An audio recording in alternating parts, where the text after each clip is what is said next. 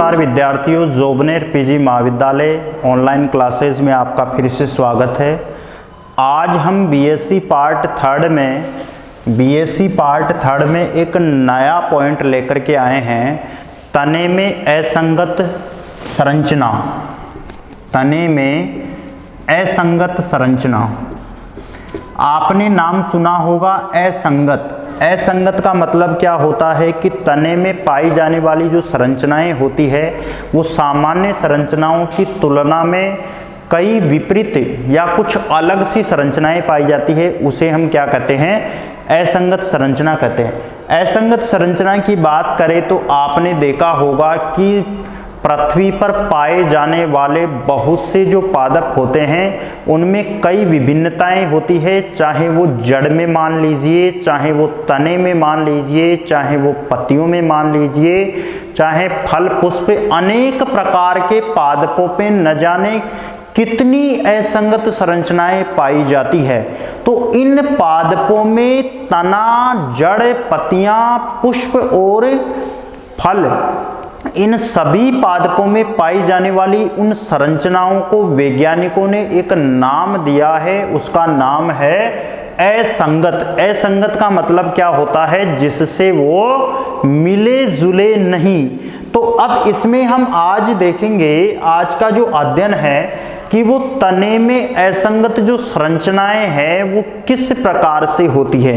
Generally हम देखते हैं कि तना जो होता है उसका यदि हम अनुप्रस्थ काट करके और उसको इलेक्ट्रॉन सूक्ष्मदर्शी की सहायता से देखें, और हमने पिछली कालांशों में आपको सूर्यमुखी है, मक्का है, चना है, इन सब के तनों का अनुप्रस्थ काट करके उसके जो संरचना है, चाहे वो बाह्य त्वचा हो, हाइपोडर्मिस, कोर्टेक्स हो, चाहे पित्त हो, जाइलम हो, फ्लोएम हो, उन सब की संरचना के बारे में हमने अध्ययन किया है।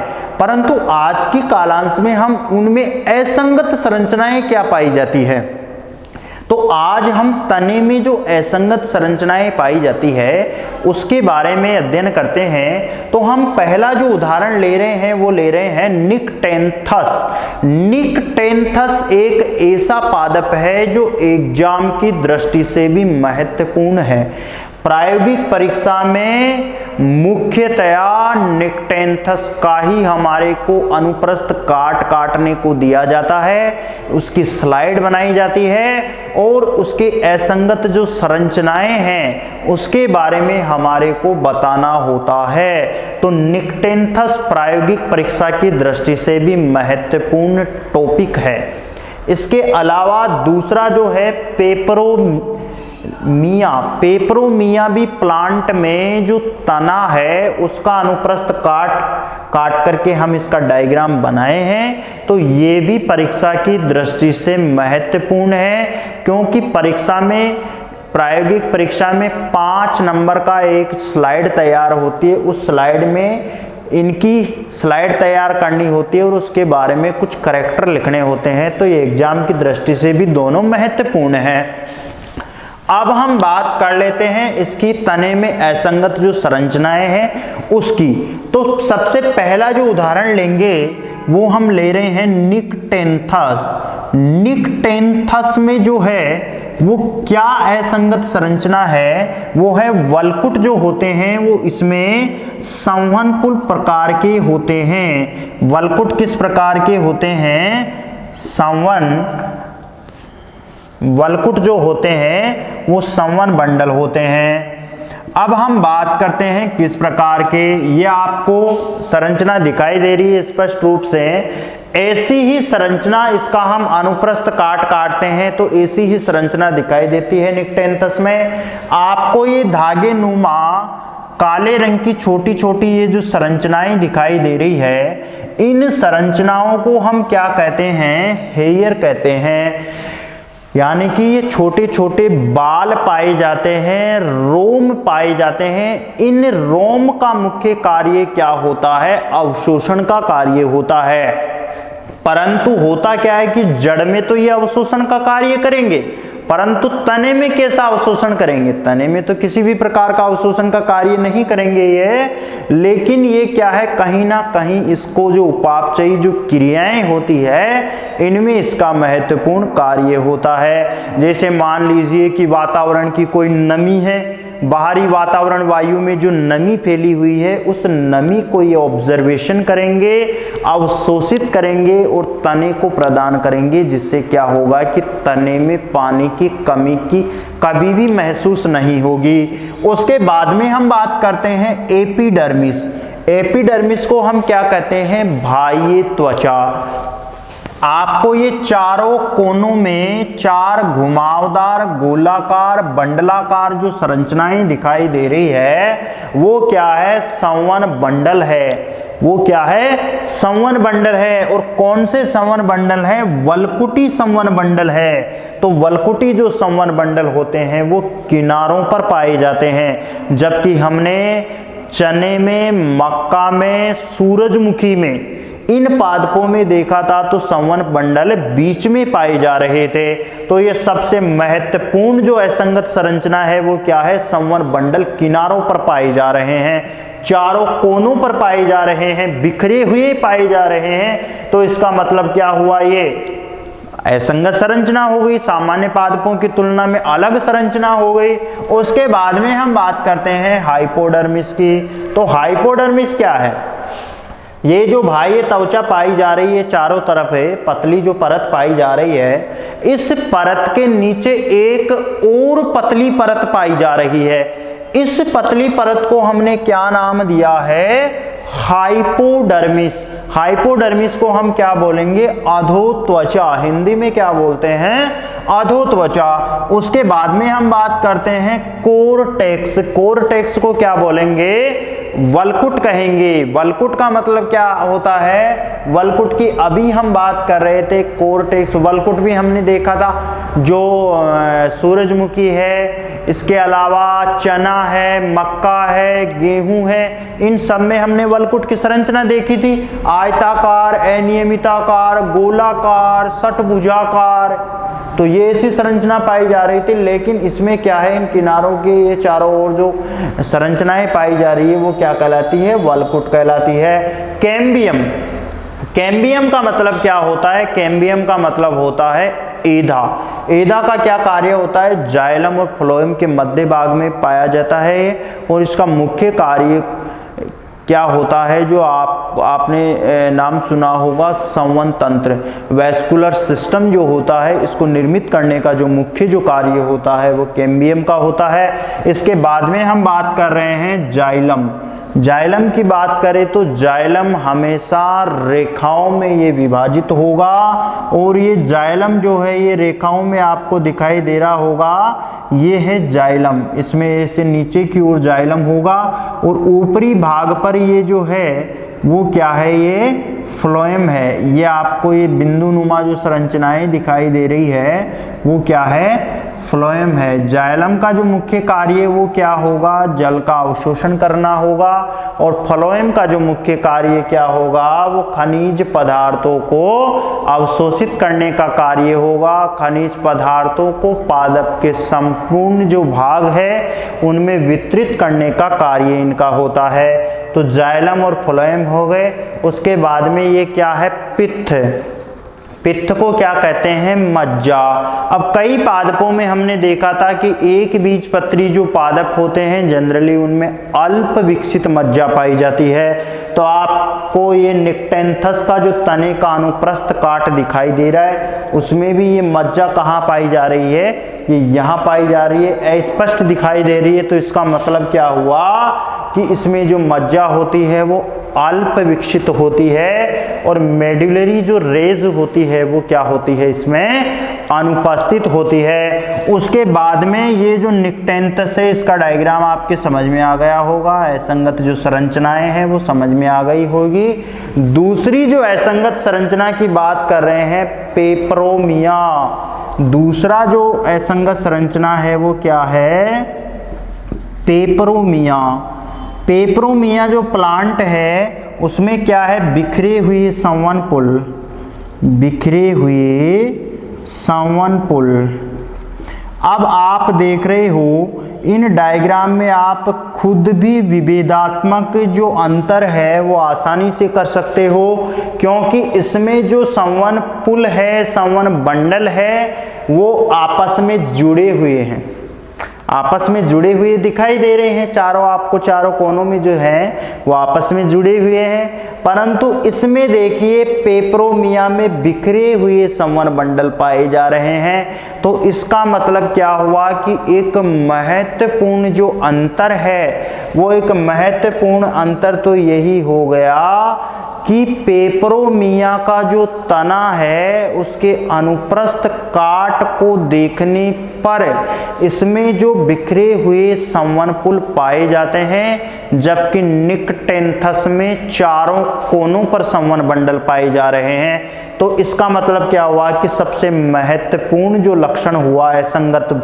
जो तने का जो वृद्धि है या असंगत तने की जो संरचना है वो मुख्य पहलू तो यही हो गया। इसमें तो देखिए आपको ये आपको धागेनुमा संरचना से ये बंधी हुई दिखाई दे रही है, लेकिन आप इधर देखिए इसमें कोई भी बिखरे हुए संवन पुल नहीं पाए जा रहे हैं। तो इसका मतलब क्या हुआ कि सबसे बड़ी जो असंगत जो संरचना है वो पेपरोमिया में स्पष्ट दिखाई दे रही है, क्योंकि इसमें जो संवन बंडल होते हैं वो एक दूसरे से किसी से भी नहीं जुड़े हुए हैं, ये आपस में एक दूसरे से अलग अलग और बिखरे हुए संवन बंडल पाए जा रहे हैं। अब इसकी संरचनात्मक जो संरचना है उसकी बात कर लेते हैं। सबसे ऊपरी भाग पर आप ये जो संरचना है गोलाकार दिखाई दे रही है, जबकि इसमें कैसी थी, गोलाकार नहीं थी, ये तो अनियमित आकार है और चारों कोनों में